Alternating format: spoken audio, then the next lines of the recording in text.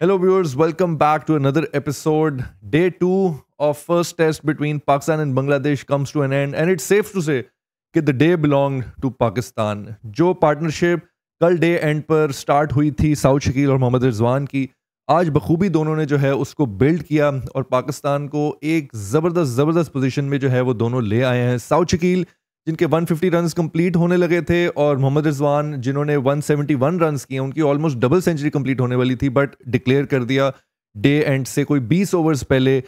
शान मसूद ने ये डिसीजन लिया कि डिक्लेयर कर दिया जाए.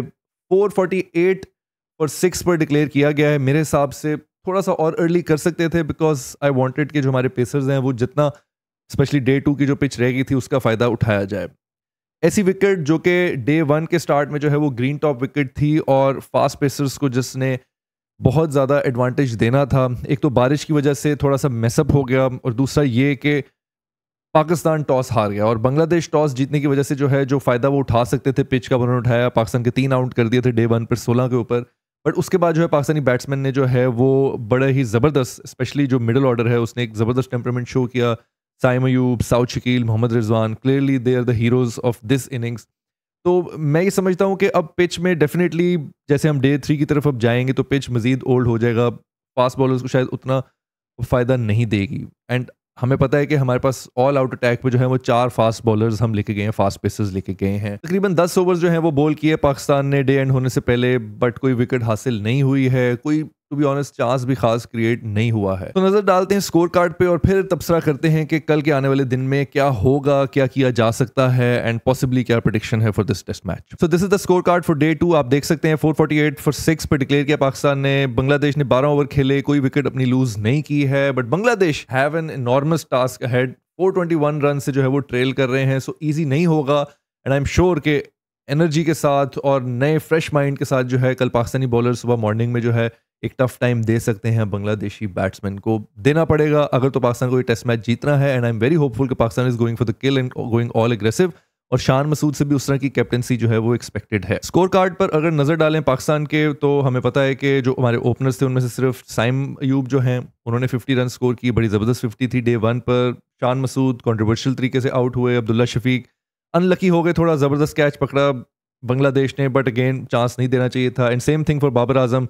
आई थिंक लेजी और अपनी गलती से आउट हुए हैं, ना कि हम बांग्लादेश को के बॉलर्स को क्रेडिट दें. हाँ, फील्डर्स को डेफिनेटली क्रेडिट देना पड़ेगा because wicket keeping has been amazing.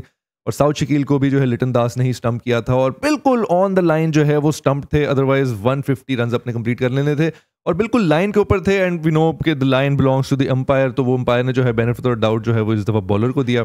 And Mohammad Rizwan but an amazing knock. At least शुरू के जो 100 रन थे वो तो ऐसा लग रहा था कि वनडे इंटरनेशनल के स्टाइल से मोहम्मद रिजवान खेल रहे हैं. ज़बरदस्त बैटिंग.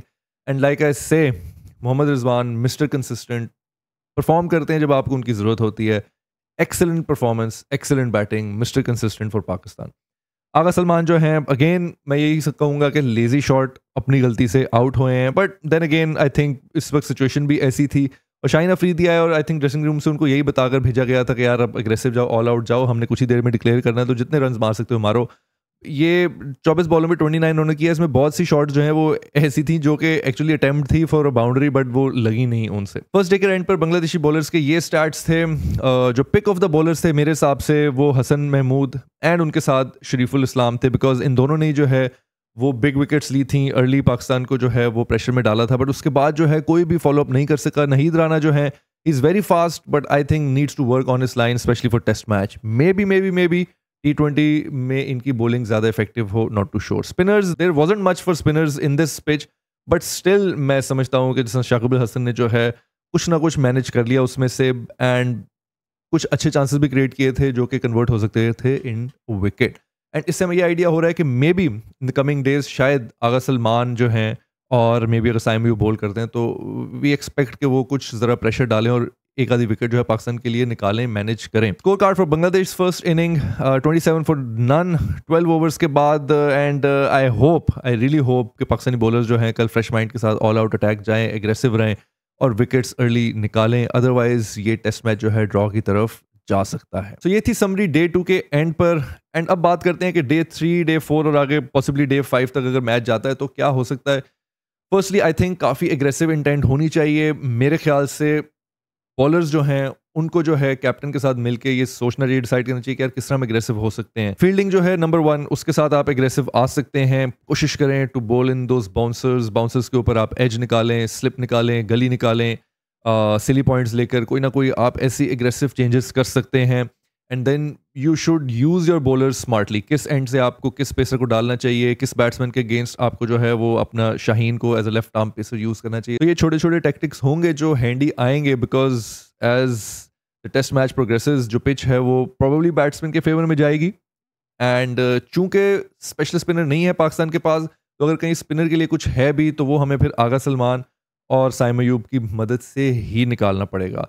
क्या 4 पेसर्स का डिसीजन जो है वो भारी पड़ेगा? अभी I think it's too early to say, but I think Pakistan should stick to the plan जिसकी बेसिस पर जो स्ट्रेटेजी उन्होंने बनाई थी इनिशियली, क्योंकि ये तो पता था कि यार टॉस हार भी सकते हैं और हार गए, तो फिर टॉस हारने पे प्लान बी क्या है?